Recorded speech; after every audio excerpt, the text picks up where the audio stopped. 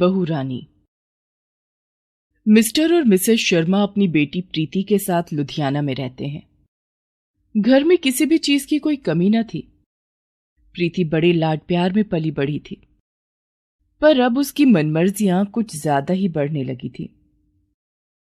अरे ज्योत्सना, कहाँ हो? बहुत जोर की भूख लगी है। मम्मा तो सो रही होंगी पापा। या पता नहीं, मैं जाकर देखूं क्या? अरे अरे मेरी लाडो, तू परेशान ना हो। कोई बात नहीं, मैं बना लेता हूँ नाश्ता, फिर तीनों मिलकर खाएंगे। तभी कुछ देर में बाहर से ज्योत्सना हाथ में 2-2 थैलियां लेकर आती है। जी, ये आप नाश्ता क्यों बना रहे हैं? मैं नाश्ते के लिए समोसे कचौरियां लाने ही तो गई थी बाजार। प्रीति को बताया तो था मैंने। तू भूल गई प्रीति? ओह, आपने ऐसा कहा था क्या? मैं ना रील्स बना रही थी, मम्मा को मैंने सुना ही नहीं। अच्छा छोड़ो, अब नाश्ता आ गया है तो खा ही लेती हूँ। प्रीति सोफे पर पैर फैलाए दोनों हाथों में समोसे कचौरियां लिए खाने लग जाती है। हे भगवान, तुझे वॉशिंग मशीन का नल बंद करने को बोला था, वो भी नहीं किया होगा। ज्योत्सना भागती हुई बाथरूम में जाती है, जहां फर्श पर चारों तरफ पानी ही पानी होता है। ज्योत्सना का पैर फिसल जाता है और वो गिर पड़ती है। आह, हाय मेरी कमर। इस लड़की को काम बोलो और रो लो। ऐसा ही चलता रहा तो कौन करेगा इससे शादी? अरे भाग्यवान, चिंता क्यों करती हो? जिम्मेदारियां आने से सब में बदलाव आ जाता है। मेरा दोस्त है ना मिश्रा जी, उनका एक बेटा है अरुण। मैं उससे प्रीति की शादी की बात चलाता हूँ। मिश्रा जी के बेटे अरुण को प्रीति पसंद आ जाती है और चट मंगनी पट ब्याह कर प्रीति अरुण के घर आ जाती है। अरे बहू, गृह प्रवेश के पहले तुम अंदर नहीं आ सकती। मैं चावल का कलश लेकर आती हूँ। निर्मला चावल का कलश लेकर आती है और प्रीति के पैरों में रखती है। अरे अरे मम्मी जी, ये क्या किया आपने? प्रीति फौरन कलश को हाथ में उठा लेती है और चावल अपने हाथ में निकालकर उसे सूंघती हुई कहती है, हाय क्या खुशबू है इसकी ना। आप फ्राइड राइस बनाओ mummy. Wow, Chinese rice, yummy, मुझे बहुत पसंद है। भूख भी बहुत जोरों की लगी है। ये कहकर बिना कुछ सोचे समझे प्रीति घर की दहलीज लांघ कर अंदर आ जाती है और कमरे की ओर चल देती है। बहू के नाम पर कैसी झल्ली लड़की को ले आया अरुण। घर चलाना तो दूर की बात है, ये तो सास को ही चाइनीज राइस बनाने को कह गई। तेरी किस्मत पर तो मुझे तरस आ रहा है निर्मला। उसे ये रीति रिवाज की ज्यादा समझ नहीं है चाची जी, मैं देखता हूँ। अरुण किसी तरह माहौल को संभालता है, पर चीजें कहाँ सुधरने वाली थी। अगली सुबह अजीब ढंग से साड़ी को खुद पर लपेटे प्रीति सबके सामने आती है। ये क्या पहन लिया बहू तूने? तेरी मुंह दिखाई पर सब आने वाले हैं, ढंग के कपड़े पहन ले। अरे मम्मी जी, ये साड़ी ही तो है। मम्मा ने बोला था कुछ दिन साड़ी पहनना, फिर जो मर्जी आए वो पहन लेना। मैंने तो पहनने के लिए मिनी ड्रेसेस, हॉट प्लांट सब लेकर आई हूँ। प्रीति की बात सुन निर्मला अपना सिर पीट लेती है। बहू ऐसे साड़ी नहीं पहनते। अरे मम्मी जी, मैंने बहुत ट्राई किया, फिर मैं थक गई तो साड़ी को काटकर 2 हिस्सों में कर दिया। एक तो ऊपर लपेट लिया, एक को नीचे। प्रीति एक सूट पहनकर आ जाती है और पहली रसोई बनाने किचन में जाती है। अब मीठे में क्या बनाऊं? Idea. Oh wow, I am so talented. ऐसा मीठा तो किसी ने सोचा भी नहीं होगा। प्रीति ट्रे में बहुत सारे ग्लासेस लिए सबके सामने जाती है, जहां मोहल्ले की कई औरतें बैठी हुई थी।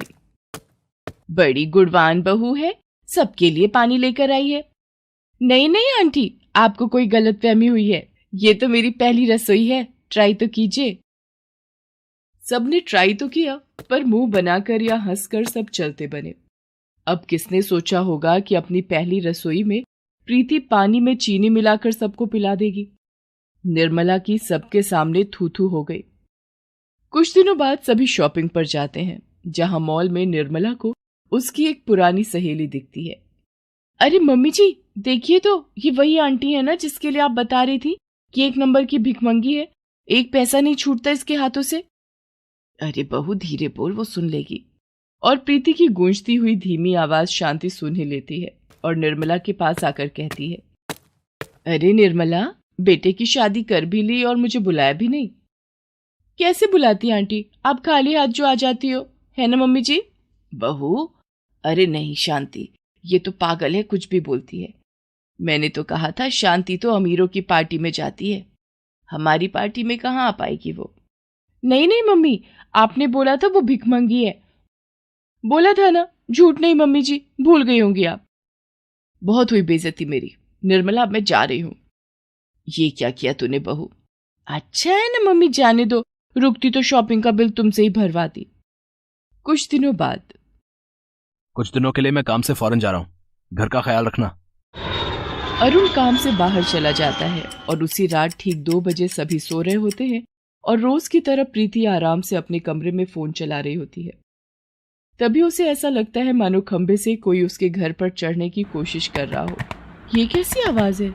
मानो कोई पाइप के सहारे ऊपर चढ़ना चाह रहा हो। प्रीति खिड़की से झांकती है और एक चोर को घर पर चढ़ते हुए देख लेती है। वो फौरन पुलिस को कॉल लगा देती है और अपने कमरे को बाहर से बंद कर अपनी सास को जगा देती है।